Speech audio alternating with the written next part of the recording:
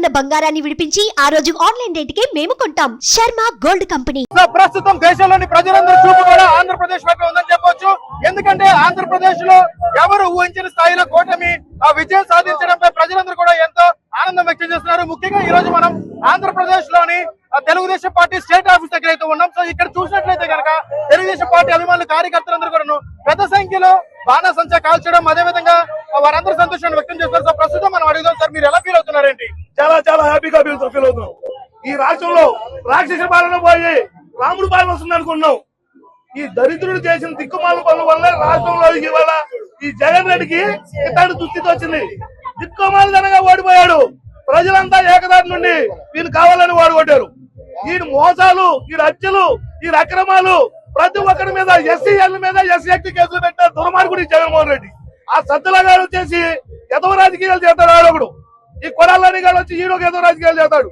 వీళ్ళందరూ ఇప్పుడు ఎక్కడికి పోయారు?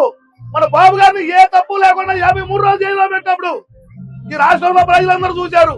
ఎన్ఆర్ఐలు ఎక్కడెక్కడో దేశాల నుంచి వచ్చి ఇక్కడ ఓట్లు వేశారు. ప్రతి ఒక్కరు కూడా ఈ విజయాన్ని చాలా ఆనందంగా ఆకాంక్షిస్తున్నారు. అంటే మీరు ముందే ఊహించారా ఖచ్చితంగా ప్రజలు ఎలాంటి తీర్పునిస్తారని? తప్పనిసరిగా ముందే ఊహించారు. ప్రజలందరూ ఒక ఏకతాటిగా ఉండి ఈ జగన్మోహన్ రెడ్డి పాలన పోవాలని, ఈ చంద్రబాబు నాయుడు గారు రావాలని ఈ రకంగా చేశారు. ఓకేనండి. సో అదే విధంగా మనం చూసినట్లయితే ఇంకా ఫలితాలు రావాల్సి ఉంది కదా, ఇంకా మీ ఎంత మెజారిటీ ఆశించవచ్చు అన్న? వీడికి 10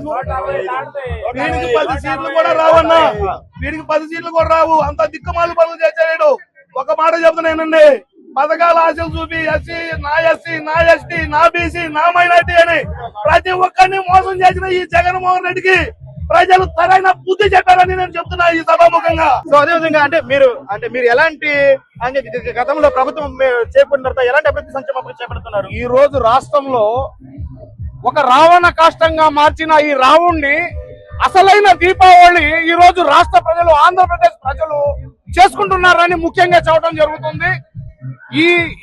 ఈ రాక్షసుడు రైతులను 3 రాజధానుల పేరుతో రైతులను నాశనం చేసి ఈ రాష్ట్రాన్ని కొల్లకాడు చేసిన ముఖ్యమంత్రుల్లో ఏదైనా ముఖ్యమంత్రి ఉన్నాడు అంటే ఈ జగన్మోహన్ రెడ్డి అని ఈ రాష్ట్ర ప్రజలు గట్టిగా నమ్మారు.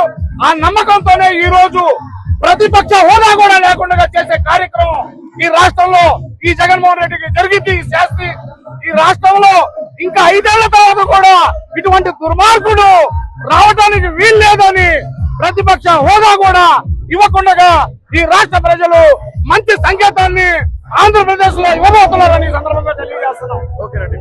సో ఇది ప్రస్తుతం ఇది ఆంధ్రప్రదేశ్ లోని తెలుగుదేశం పార్టీ అభిమానులు తెలుగుదేశం విద్యా అవకాశాలు